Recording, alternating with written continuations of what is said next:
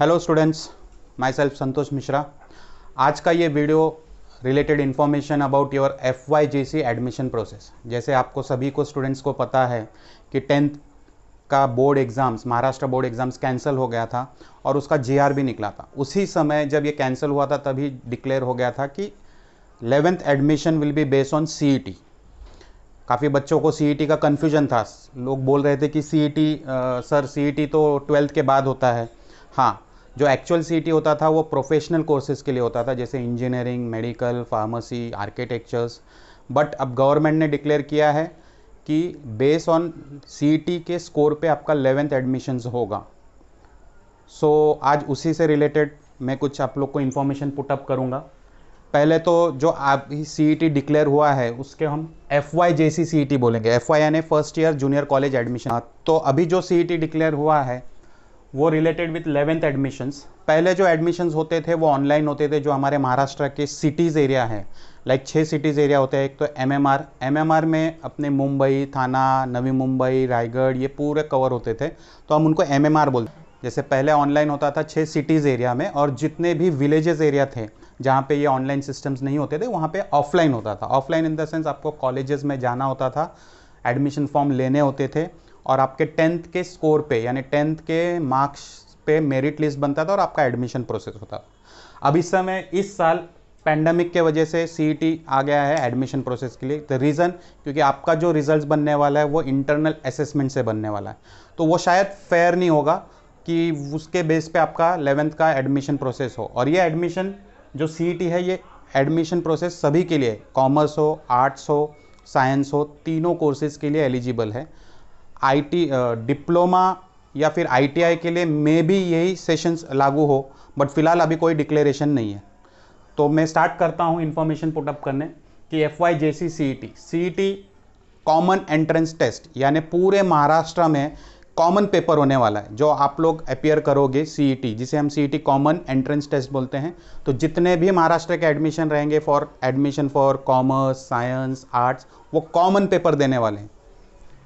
उसका जो marking system होगा it will be based on 100 marks. 2 घंटे का पेपर होगा, 100 मार्क्स का पेपर होगा। क्वेश्चन अभी डिसाइड नहीं है whether it is 1 mark each होगा तो 100 क्वेश्चन आएंगे, अगर 2 मार्क्स का होगा तो 50 क्वेश्चन आएगा। डेट अभी तक डिक्लेयर नहीं किया है। मोस्ट प्रोबेबली आपका स्कूल का रिजल्ट्स जैसे बाहर आएगा, जिस दिन रिजल्ट डिक्लेयर होगा 10th का, उसके बाद आपका ये डेट डिक्लेयर होगा। Syllabus it will be purely based on your 10th। जो अभी करेंटली आपने 10th सिलेबस दिया है with the deduction of 25% syllabus same रहेगा।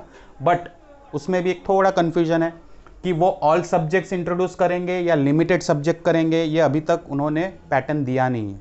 अगर ऑल सब्जेक्ट करेंगे तो 100 मार्क्स के लिए आपको हर सब्जेक्ट से एटलीस्ट 10 क्वेश्चन रिपीट होंगे, और अगर लिमिटेड सब्जेक्ट्स रहेगा तो most probably science, maths, English या और कोई वो GK वगैरह डालेंगे, तो वो पोर्शन आपको आफ्टर 10th रिजल्ट के बाद ही पूरा डिक्लेरेशन आएगा।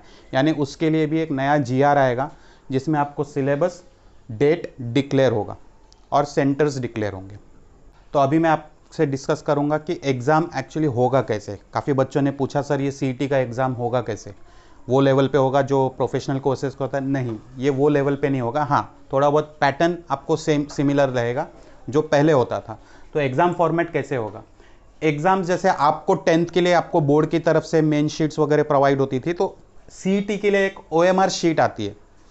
OMR यानी उसका फुल फॉर्म अगर देखेंगे तो ऑप्टिकल मार्क रीडर, जिसमें आपको एक क्वेश्चंस होते हैं जिसके 4 आंसर्स आएंगे A, B, C, और वो OMR शीट्स में आपको A, B, C, D दिया रहेगा, जहाँ पे आपको सर्कल मार्क करना है राइट आंसर्स को। वो और भी मैं डिस्कस करूंगा आगे कि किस तरह होगा। तो OMR शीट्स आपको प्रोवाइड होगा। सेकंड, सिलेबस क्या होगा? जैसे मैंने पहले ही बता दिया है कि आपका सिलेबस जो करंट 10th है with deduction of 25% syllabus, same syllabus आएगा। हाँ, खाली सब्जेक्ट्स डिसाइडेड नहीं है कि 3 सब्जेक्ट्स यानी ऑल्टरनेट सब्जेक्ट्स आएंगे या ऑल सब्जेक्ट्स आएंगे, ये अभी तक डिसाइड नहीं है। सर सेंटर कहाँ होगा? मोस्ट प्रॉब्लली अभी आपका GR आया नहीं है, ये सब चीज़ों के लिए एक GR फिर से आएगा। बट नॉर्मली अभी हम जो एज्यूम कर रहे हैं कि सेंटर्स जो होंगे वो आपके स्कूल ही होंगे, सेल्फ सेंटर, जहाँ पे आपको जाके रजिस्टर करना होगा कि नहीं हमको CET देना है, तो अगर आप रजिस्टर करोगे तो आपके लिए एक हॉल टिकट फॉर्मेट आएगा,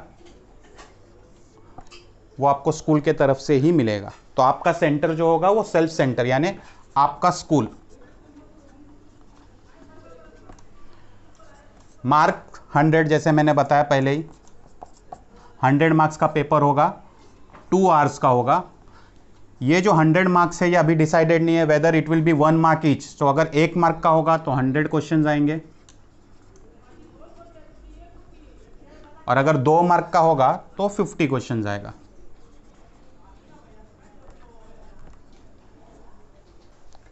जैसे मैंने बोला कि आपका क्वेश्चन पेपर एमसीक्यूज बेस होगा, यानी आपको जो क्वेश्चन पेपर प्रोवाइड होने वाला है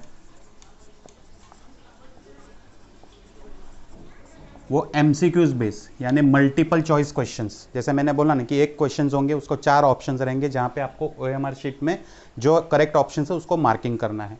तो जो भी आपका क्वेश्चन पेपर अवेलेबल होगा वो MCQs base, multiple choice questions के रूप में होगा। तो यानी कि आप समझ लो कि आपको बड़े बड़े आंसर्स नहीं पढ़ने, long answers, definition, short notes नहीं, जितने भी ऑब्जेक्टिव्स है चैप्टर वाइज वो आपको रिफर करने होंगे, ताकि आपको एमसीक्यूज बेस से रिलेट हो जाए। काफ़ी बच्चे मुझसे पूछते हैं कि सर ये सीईटी कंपलसरी है, अगर सीईटी कंपलसरी होगा तो हमको फिर से पढ़ना पड़ेगा। नहीं, जिन बच्चों ने ऑलरेडी 11th ज्वाइन कर चुके हैं, कोचिंग क्लासेस ज्वाइन कर चुके हैं, वो अगर 11th कर रहे हैं तो जैसे ही डिक्लेरेशन रिजल्ट का होगा, रिजल्ट के बाद आपको ये डिक्लेरेशन आएगा कि भाई अमुक तारीख को आपका सीईटी होने वाला है, यानी आपको कम से कम 1 महीने का गैप मिलेगा। उसमें आप गो थ्रू भी कर लोगे तो भी कवर अप हो लोगे, बिकॉज ऑलरेडी आप 11th ज्वाइन कर रहे हो, तो आपके लिए 10th का वापस री एग्जाम देना या सीईटी देना ईजी हो जाएगा थोड़ा। तो काफ़ी बच्चे पूछ रहे थे सर सीईटी कंपलसरी है क्या? नहीं, ये कंपलसरी नहीं है, ये ऑप्शनल है। ये ऑप्शनल है, कंपलसरी नहीं है।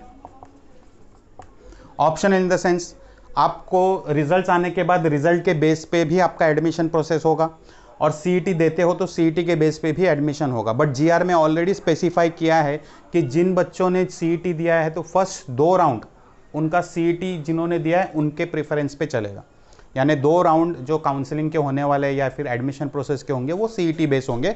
3rd राउंड जो होने वाला है वो रिजल्ट्स बेस होगा। तो मेरी राय ऐसा है कि हर स्टूडेंट्स ने सीईटी देना ज़रूरी है। क्यों? क्योंकि ऑलरेडी सीईटी के बेस पे आपका रिजल्ट्स नहीं है, रिजल्ट्स तो पहले आने वाला है, यानी पास फेल का कोई टेंशन नहीं है। आप सीईटी देने के बाद आपको 0 आता है, 1 आता है, 2 आता है या 100 आता है, उसके बेस पे आपको कॉलेजेस जो टारगेटेड है, like top most colleges of Mumbai, top most colleges of Maharashtra या एडेड कॉलेजेस आप, तो उसके लिए ओबीएस है कि आपको सीईटी में रैंक लाना ज़रूरी है या सीईटी का स्कोर हायर रेंज पे लाना ज़रूरी है। लेकिन अगर आप सोच रहे हो कि नहीं मेरे घर के बाजू का कॉलेजेस या प्राइवेट जूनियर कॉलेजेस में चल जाऊंगा, मुझे सीईटी नहीं देना है, मुझे वो कॉलेजेस चल जाएंगे, तो ओबीएस है कि आप नहीं दोगे तो भी चलेगा। बट मैं बोलूँगा दो, क्योंकि अगर आप सीईटी दोगे तो आप तीनों राउंड के लिए एलिजिबल हो जाओगे। जो 3 से 4 राउंड चलने वाला है ऑनलाइन का एडमिशन प्रोसेस का, आप तीनों राउंड के लिए एलिजिबल हो जाओगे। उसमें स्कोर क्या मिल रहा है उससे आपको कुछ लेना देना नहीं। क्यों? क्योंकि अगर 2 राउंड या 3 राउंड होगा वो फर्स्ट प्रेफरेंस जाएगा सीईटी स्टूडेंट्स के लिए, तो उसके बाद जितने कॉलेजेस में वैकेंसीज बची रहेगी वो रिजल्ट ओरिएंटेड बच्चों को जाएगा। तो अगर दोगे तो काफ़ी अच्छा है। जो भी कॉलेजेस आपको मिलने वाले, जूनियर हो, डिग्री कॉलेजेस हो, वो आपको फर्स्ट प्रेफरेंस में मिल जाएंगे। जैसे मैंने बच्चों बोला था कि आपका एग्जाम्स एमसीक्यूज बेस होगा और वो ओएमआर शीट पे होगा। तो ओएमआर शीट जो आपको प्रोवाइड होने वाला है वो इस तरह होता है। मैं आपको एक एग्जांपल बता रहा हूँ, थोड़ा एक्यूरेट नहीं रहेगा बट ठीक है, आप समझ जाओगे। यहाँ पे आपका डिटेल्स प्रोवाइड करना है, जो हॉल टिकट नंबर वगैरह आएगा, यहाँ पे आपका नाम होगा और यहाँ से ऐसे सर्कल्स आएंगे 1 2 3 4, यहाँ पे ABCD ऐसे सर्कल्स होंगे।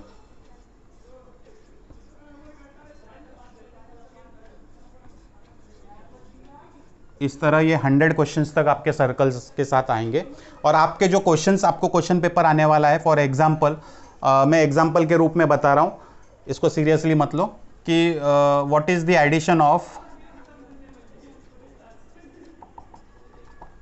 2 and 2 ये आएगा। तो उसका ऑप्शन में जो आंसर्स आपको अवेलेबल होगा, A 22, B 4, C 11, D 10। अब इसमें से जो राइट आंसर है, लाइक B, ओबियस है 2 + 2 एडिशन पूछा हो तो 2 + 2 4 होगा, तो यहाँ पे आपको क्या करना है, बी ऑप्शन है तो बी में मार्किंग करना है। क्वेश्चन नंबर 1 बी, इस तरह आपको मार्किंग करना है। और ये OMR शीट है जो मशीन से चेक होगा, जैसे मैंने उसका फुल फॉर्म बताया, ऑप्टिकल मार्क रीडर, यानी इसमें आपको रिजल्ट आने में ज़्यादा टाइम नहीं जाएगा, ये मशीन में जाएगा, स्कैन होगा और आपका रिजल्ट विदिन 15 और 20 डेज में आ जाएगा। ठीक है, आगे बढ़ते हैं हम। कुछ बच्चों कि सर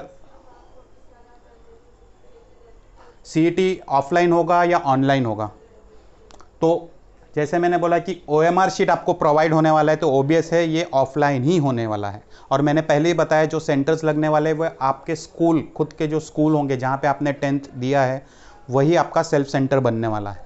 अब इसका रजिस्ट्रेशन कैसे होगा, इसका रजिस्ट्रेशन के लिए मैं भी अभी कंफर्म नहीं है, बट आपके स्कूल से ही आपको कंफर्मेशन आएगा, या फिर आप अगर स्कूल के ग्रुप में ऐड हो तो ग्रुप पे मैसेज आएगा कि those who are interested to give CET please come and register your name. तो आपको वैसे ही जाके आपके स्कूल में जाके रजिस्टर करना होगा, या टेलीफोनिक के थ्रू जो भी सुविधाएं आपको अवेलेबल होगी स्कूल की तरफ से, वहाँ जाके आपको अपना नाम रजिस्टर करवाना होगा। और ये याद रखिए कि ये ऑफलाइन होने वाला है, 2 घंटे का पेपर होगा, एक ही दिन जाना है, 2 घंटे में ख़त्म करके आ जाना है, तो कोई टेंशन नहीं होगा। उसका प्रिकॉशन भी स्कूल लेंगे, जो भी सैनिटाइज करना है, सब कुछ प्रिकॉशंस है, विथ नॉर्म्स एंड कंडीशंस वो एग्जाम्स कंडक्ट होगा। होप अभी जो इन्फॉर्मेशन मैंने आपसे बात की है, पूरा डिस्कस किया है, वो पूरा क्लियर होगा। इसके अलावा और भी कोई डाउट्स होगा तो डिस्क्रिप्शन में दिए हुए नंबर पे आप मुझे कांटेक्ट कर सकते हो। Okay, thank you.